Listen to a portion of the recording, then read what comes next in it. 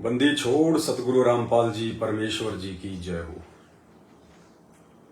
परमपिता परमात्मा सारी सृष्टि के रचनहार, कुल मालिक, असंख्य ब्रह्मांडों के स्वामी, जगत गुरु, तीनों लोकों में प्रवेश करके सबका पालन पोषण करने वाले राजाधिराज, आत्माधार, नाथों के नाथ, देवों के देव महादेव, सर्वेश्वर महेश्वर, मृत्युंजय, अजरो अमर, आदि अनादि, सनातनी प्रभु, जगत पिता जगदीश्वर, श्री श्री 1008 की उपाधि के वास्तविक अधिकारी, अकाल मूरत, शब्द स्वरूपी राम, वासुदेव, सर्वगतम ब्रह्म, परम पूज्य, प्रथम पूज्य, परम संत, परम पुरुष, परम धनी, परम दयालु, सत्य कबीर, हक्का कबीर, अल्लाहु कबीर, अल्लाह ताला, जगत के तारणहार, जगत के मुक्तिदाता, जगत के जगन्नाथ, हारे के सहारे, हिंदुओं के राम, मुसलमानों के अल्लाह, सिखों के वाहिगुरु, ईसाइयों के मसीह, दया के सागर दयानिधि, करुणा के सागर करुणानिधि, स्वयंभू परिभू, संकट मोचन, कष्ट हरण, मंगल करण, अविगत कबीर, सत्य कबीर, असली मर्यादा पुरुषोत्तम, आदि अनादि सतगुरु, अलह अलेख सतगुरु, असली लीलाधर, असली घनश्याम, मनमोहन, राजाओं के राजा, महाराजाओं के महाराजा, सम्राटों के सम्राट, शहंशाहों के शहंशाह, परम पुरुष, संत शिरोमणि सतगुरु रामपाल जी परमेश्वर जी के चरण कमल में लाइव वीडियो देख रहे आप और हम सभी भाई बहनों का अनंत कोटि दंडवत प्रणाम। परमपिता परमेश्वर जी से हम विनती करते हैं, कोटि कोटि दंडवत प्रणाम करते हुए उनसे सद्बुद्धि की भिक्षा मांगते हैं कि परमेश्वर आप जिन्हें जो अनमोल तत्व ज्ञान दिया है, इस तत्व ज्ञान का अनुसरण करते हुए और आप जी के आशीर्वाद से,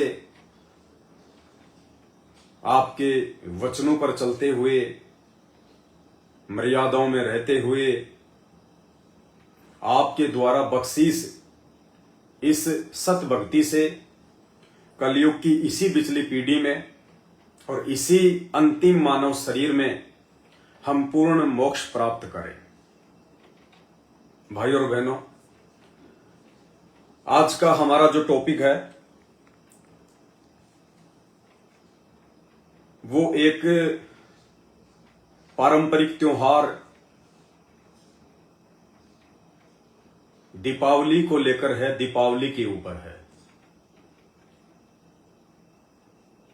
दीपावली का यह त्योहार क्यों मनाया जाता है और वर्तमान में इस त्योहार को क्यों नहीं मनाना चाहिए,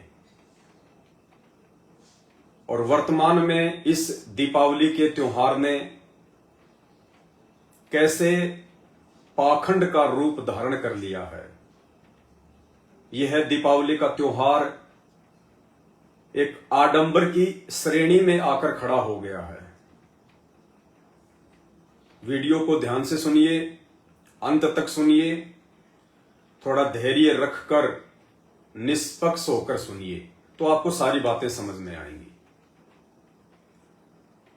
सबसे पहले मैं अपने गुरु भाई बहनों से प्रार्थना करूंगा, विनती करूंगा कि आपने बहुत ही ध्यानपूर्वक वीडियो को देखना है, समझना है।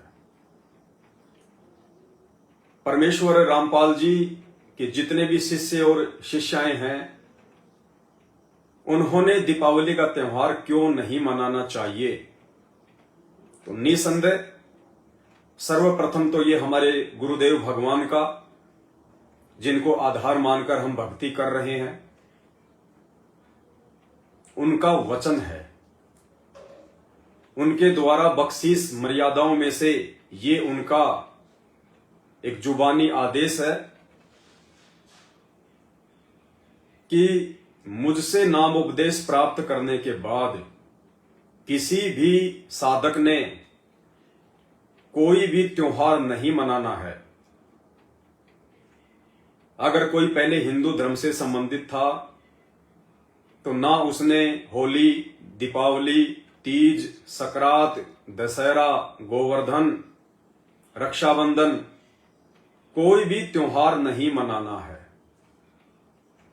अगर वो मुसलमान धर्म से संबंधित था तो उसने ईद, बकरीद, मुहर्रम, अन्य प्रकार के जितने भी त्योहार मुसलमान धर्म में मनाए जाते हैं, जो आज एक पाखंड का रूप ले चुके हैं, आडंबर की श्रेणी में है, मनमाना आचरण है, नहीं मनाना है।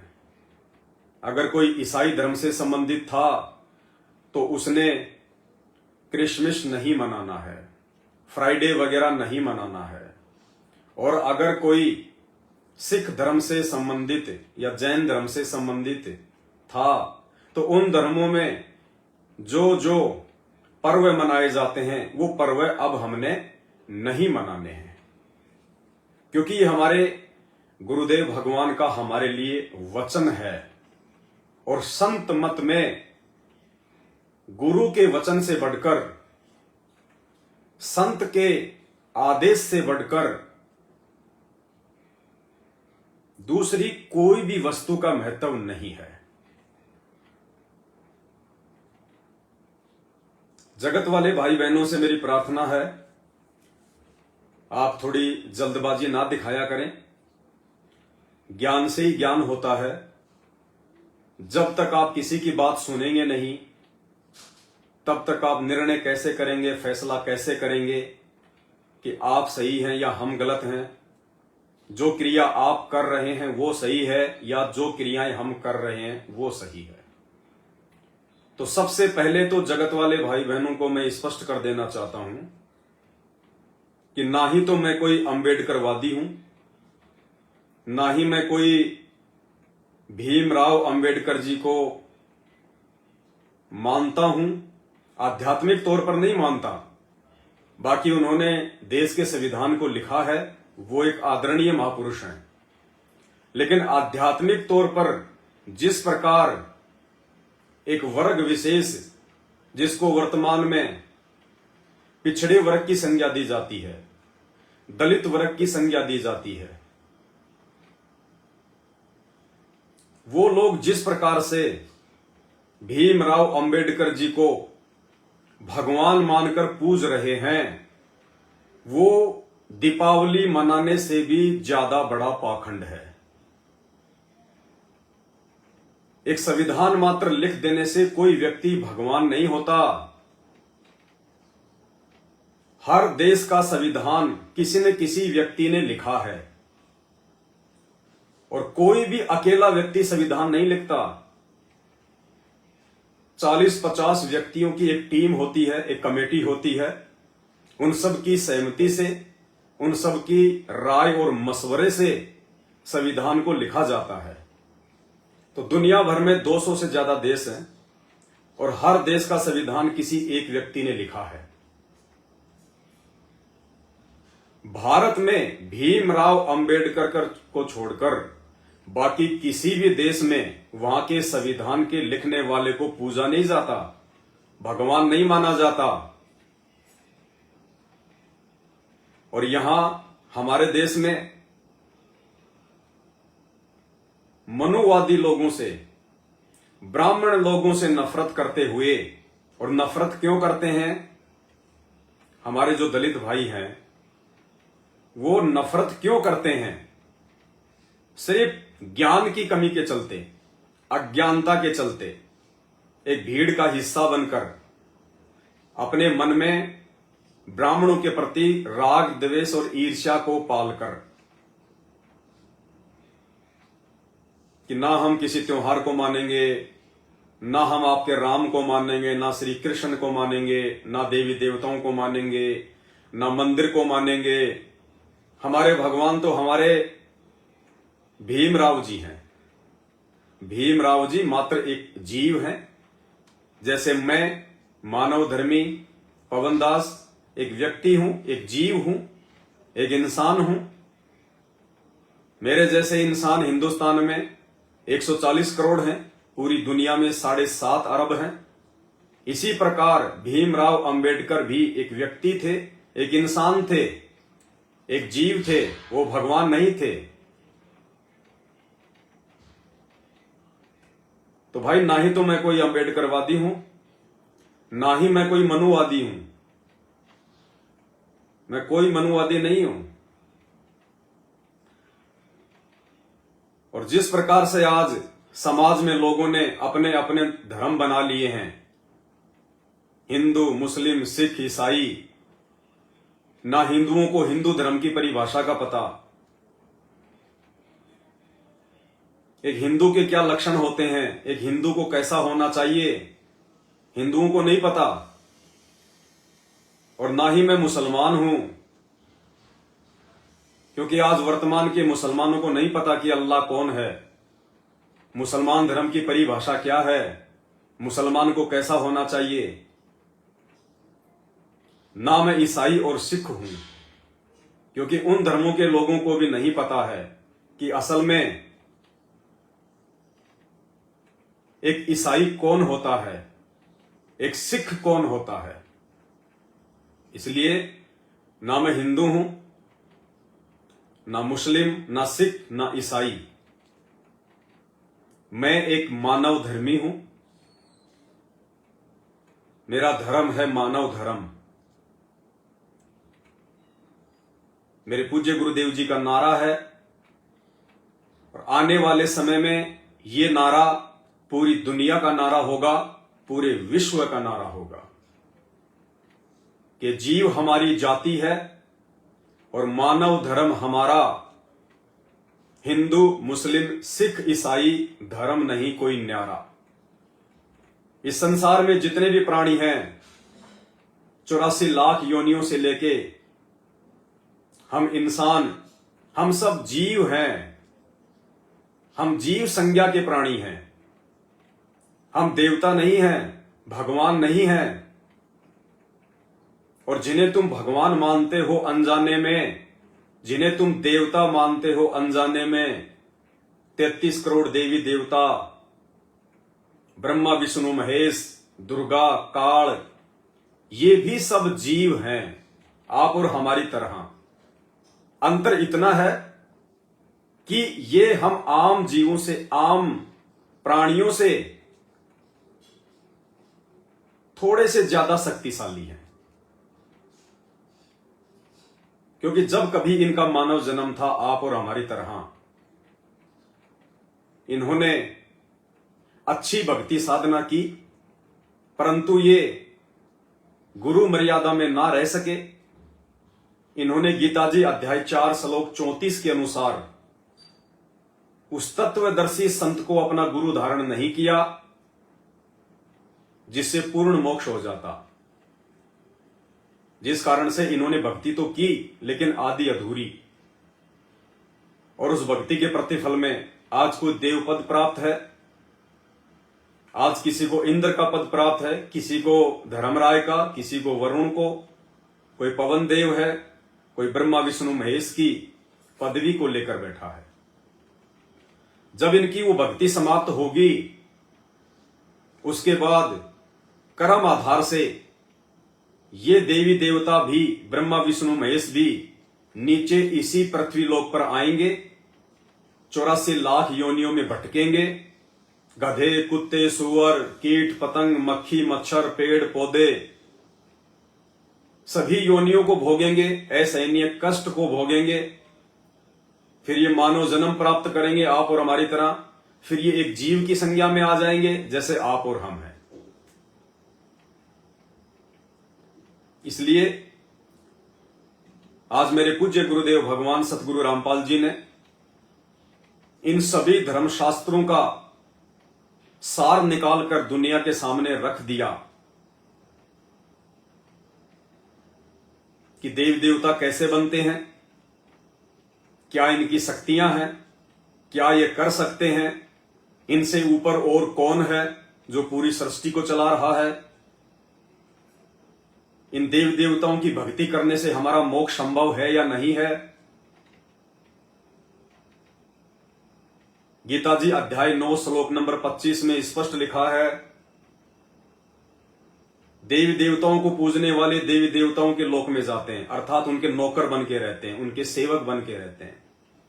भूतों को पूजने वाले भूत बनते हैं और पितरों को पूजने वाले पितृलोक में जाते हैं। यानी हम जो श्राद्ध निकालते हैं ये पितृ पूजना है।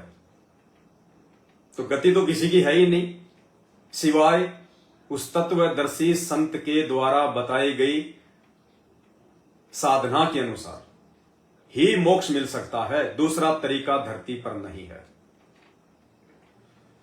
तो मेरे गुरुदेव भगवान का नारा है जो आने वाले विश्व में, आने वाले समय में पूरे विश्व का नारा होगा कि जीव हमारी जाति है, मानव धर्म हमारा, हिंदू मुस्लिम सिख ईसाई धर्म नहीं कोई न्यारा। इसलिए मैं पवन दास एक मानव धर्मी हूं और मैं यही कहूंगा, बल्कि संत रामपाल जी परमेश्वर जी के सभी शिष्य यही कहेंगे कि ना मैं हिंदू, ना मैं मुस्लिम, ना मैं सिख ईसाई, मानवता है धर्म आदि सनातन, बाकी सब कसाई। ना मैं हिंदू, ना मैं मुस्लिम, ना मैं सिख ईसाई, मानवता है धर्म आदि सनातन, बाकी सब कसाई। मानवता ही आदि सनातन धर्म है। सनातन धर्म उसे कहते हैं जो चारों वेदों के अनुसार आचरण करते हैं। यानी चार वेद, ऋग्वेद, यजुर्वेद, अथर्ववेद और सामवेद, इन चारों वेदों को पढ़कर और लोगों ने जैसी भक्ति साधना करनी शुरू की उसे कहते हैं सनातन धर्म, वैदिक धर्म। वेदों के अनुसार जो धर्म चला है, जो पूजा पाठ है, उसको कहते हैं वैदिक धर्म, क्योंकि वेद सबसे पुरातन है, वेद सबसे पहले आए थे। वेदों के बाद में आपकी बाइबल है, तौरेत, जबूर, इंजिल, कुरान शरीफ, कुरान मजीद, गीता जी, 18 पुराण, उपनिषद, ये सब वेदों के बाद की रचना है। तो वेदों के अनुसार जो भक्ति साधना चलती हुई आ रही है उसे वैदिक धर्म कहते हैं, उसी को सनातन धर्म कहते हैं। और उसी वैदिक धर्म से, उसी वैदिक व्यवस्था से आज विश्व में जितने भी धर्म चल रहे हैं उन सभी धर्मों का निकास हुआ है, इसलिए उसे सनातन धर्म भी कह देते हैं। लेकिन सनातन धर्म से ऊपर एक और धर्म है जिसको आदि सनातन कहते हैं।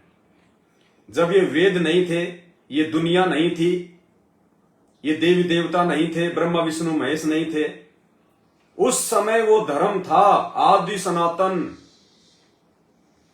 और आज उसी आदि सनातन मानव धर्म को धरती पर पुनः स्थापित करने के लिए आदि सनातन धर्म का प्रवर्तक स्वयं धरती पर 8 सितंबर 1951 को प्रकट होकर उस धर्म की स्थापना में लगा हुआ है। और 2028 से पहले पहले ये अविश्वसनीय कार्य संपन्न हो जाएगा।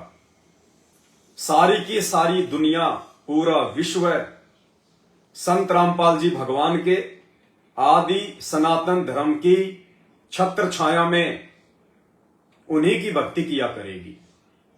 2028 तक पूरी दुनिया का एक ही धर्म रह जाएगा, आदि सनातन धर्म। पूरी दुनिया की एक ही जाति रह जाएगी, मानव जाति। और पूरी दुनिया में एक ही पंथ रह जाएगा, संत रामपाल जी परमेश्वर जी का यथार्थ सत्सुकृत पंथ, जो कि 13वां पंथ है। जो लोग कबीर सागर को पढ़ते हैं वो इस बात को अच्छे से समझ जाएंगे, जान जाएंगे। तो आगे का वीडियो मैं शुरू करूं उससे पहले आपको यह जानकारी देनी आवश्यक थी। और अब हम बात करते हैं उस पोस्ट के ऊपर जो मैंने 2 दिन पहले डाली थी। आप बहुत सारे भाई बहनों की उसके ऊपर प्रतिक्रिया आई है कि आप दीपावली को पाखंड और बकवाद से भरपूर त्योहार क्यों कहते हैं। मैं नहीं कहता, आपकी व्यवस्था कह रही है। जिस प्रकार से आज आप दीपावली मनाते हैं, आपकी व्यवस्था कहती है कि वो पाखंड है। आपके धर्मशास्त्र कहते हैं कि वो पाखंड है। आपका वैदिक धर्म कहता है कि वो पाखंड है। और मात्र दीपावली नहीं, हिंदू धर्म में जितने भी त्योहार मनाए जाते हैं सब के सब पाखंड है, एक परंपरा है। मुसलमान धर्म में जितने भी त्योहार मनाए जाते हैं सब पाखंड है, एक परंपरा है। सभी धर्मों में जितने भी त्योहार मनाए जाते हैं सब पाखंड है, परंपरा है। ध्यान से सुनिए, और यदि बातें समझ में आ जाएं, यदि आप जानना चाहते हैं तो इस Facebook page Pawan Das is live, Manav Dharmi Pawan दास, इसके टाइटल में ज्ञान गंगा पुस्तक का पीडीएफ लिंक है। डाउनलोड करके जरूर पढ़ना, आंखें खुलेंगी।